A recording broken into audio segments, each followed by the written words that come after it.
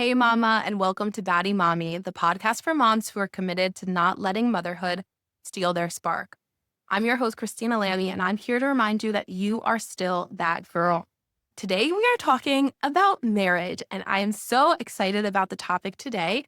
More specifically, we are talking about how to make a marriage hot again, right? People talk all the time about how hard marriage gets after kids. So, what I'm going to talk about here today isn't just giving the advice of, oh, you need to go on date night or you need to schedule in time for romance, right? I'm going to be talking about a mindset shift that every couple with young children need to hear. After you have kids, people give marriage advice and say, you need to prioritize one another. You need to communicate more, right? But let me tell you something. My husband and I are great communicators. We love to talk things out. We like to talk about every angle of a situation. We have gotten really, really good at communicating with each other. We talked, we processed, we sat down and tried to check in and be present. We did the self work before having kids, and still we faced our fair share of disagreements after having kids, right? We would talk, and I would still find myself snapping. I would still find myself getting resentful, and I was still feeling like he didn't totally understand my perspective. When we have kids, we have these tiny humans which require an insane amount of care and attention. Often both people feel like they're doing over 100%, but there's still this gap in responsibilities that need to get done, leaving both people feeling burnt out and unsupported. We had definitely been there before where there's this gap of responsibilities. And what I felt was we needed more communication. We need to talk everything out. And I'm so grateful I have a husband who will talk things out forever with me. He's so patient with me. And I really love to just talk everything out. And it's been so beneficial for a marriage. So I definitely think that is important. But I also think that there is the point, especially after having kids, where you can talk things to a point of exhaustion. And really, what I needed in that situation was not more communication. It was a full cup, a full dang cup, right? I was running on a cup that was not full. It was dry or maybe just like a little damp at the bottom. I was nowhere close to having a full cup and feeling like my full self, having full amount of energy. So the moment that it clicked for me, it wasn't until there was this one morning we left the kids, like every good story after having children starts, we left the kids with the grandparents. One morning we left the kids with my parents and went to a yoga class together. We had breakfast, we got a matcha, and sat down and actually talked like two people who liked each other, who were friends, right? We didn't talk about the kids. We didn't talk about arguments we had in the past. We didn't talk about responsibilities. We didn't talk about work. Like we just chatted like two friends. And my husband truly is my best friend. But after having kids, it felt like we could go long periods of time without really casually hanging out. And that morning, I felt it because I knew we've had moments like that in the past, but I would snap, right? There would be something that would irritate me. He'd say something in a certain way, and I'd be like, you don't understand the fact that you're saying this so casually. You don't understand the anxiety in my head about having kids now. Even when we were having a seemingly good time, something he would say might trigger me, right? In this moment, nothing bothered me. Nothing felt heavy. I was not resentful about anything.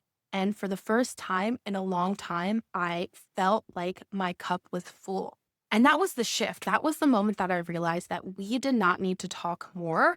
We needed to feel like ourselves again. We needed to prioritize filling our cups.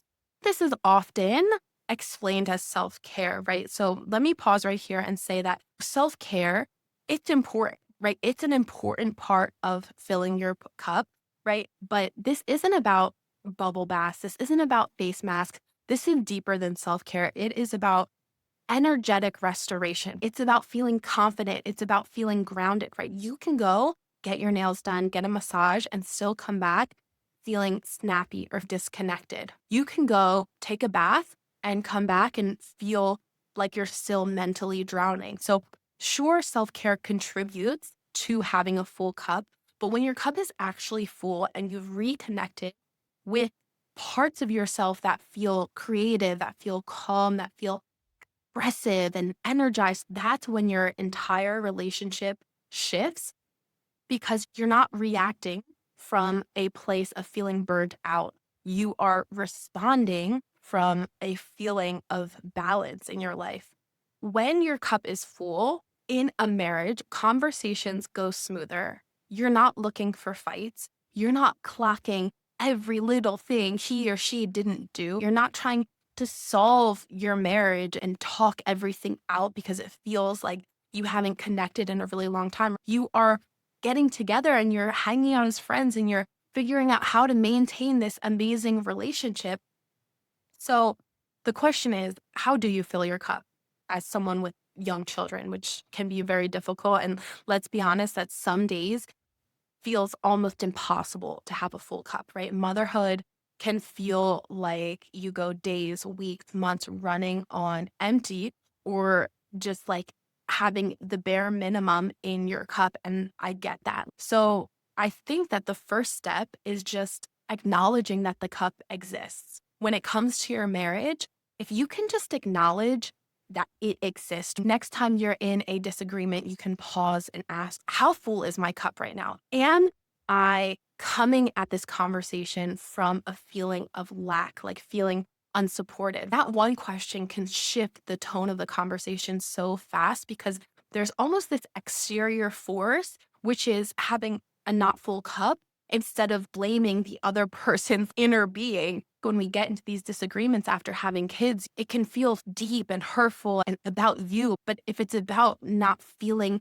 full in your cup, it shifts the blame to this cup, which can be really helpful and take some of the negativity out of the argument. So next time you're in a disagreement, pause, ask the other person, how full is your cup right now? When my cup is full, I don't pick fights, right? I know this about myself now, and I'm usually the one picking them. I feel like when you see in movies and stuff, it's always the woman who's picking fights. I think that's stereotypical because moms are carrying so much of the responsibility in the early years of having children, a lot of the responsibility of the care. Like, no matter how you're dividing the responsibilities, often moms are hardwired to take on the brunt of the mental responsibilities of having this baby. So we pick fights, which I like to call advocating for myself. I'm not picking a fight. I'm advocating for what I need right now. When I am advocating for something and my husband's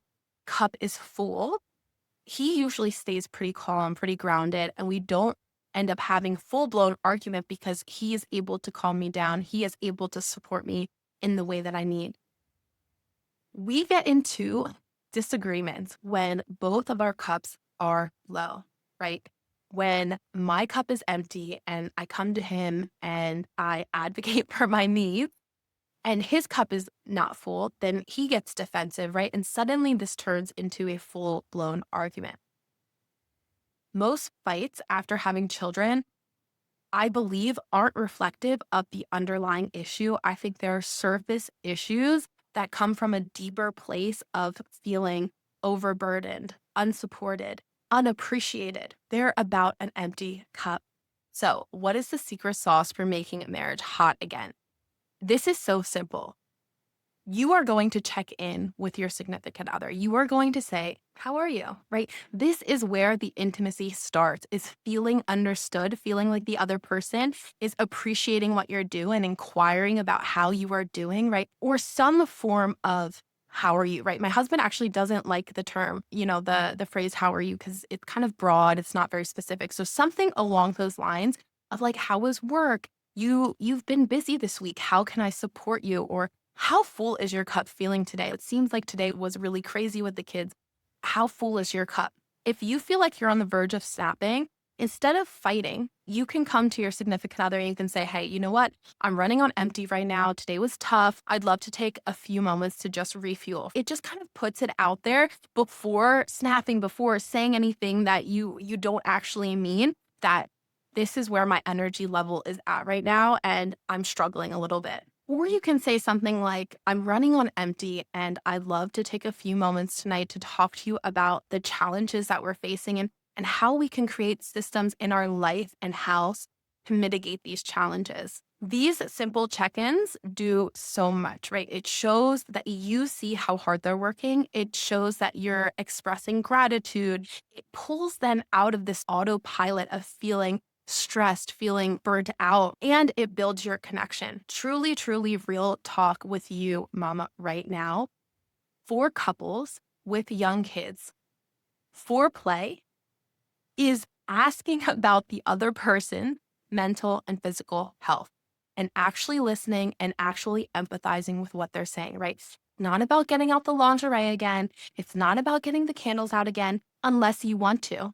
It's about strengthening that connection through support, through gratitude, through empathy. Your brain is the biggest and strongest sex organ. So just remember that sometimes making a marriage hot again starts with just asking the other person how they're doing, right? Not jumping straight into, oh, we used to do all this. Oh, our marriage was so crazy. Oh, this. It's like, how about we take a few steps back and just remember that maybe what the other person needs right now is that support, and how investing in that connection and that time to listen, to ask them how they are, to support where you can be the foreplay, be the entry to more and closer intimacy after having children. If your marriage is feeling dull, feeling heavy, feeling like too much work, ask yourself, am I running on empty, or am I actually feeling restored right now? Is my partner running on empty, or do they seem like they need a little bit more support in some way?